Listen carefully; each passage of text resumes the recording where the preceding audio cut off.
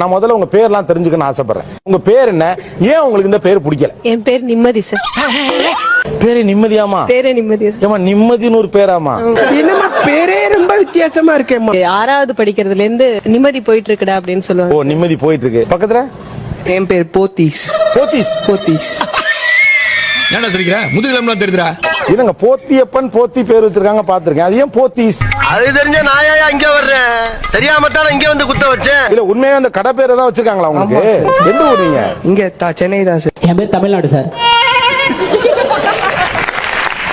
நான் சிரிக்காத சொன்னா எனக்கு அசிங்கமா இருக்கு. பரலோகம். பரலோகம். ஆமா சார்.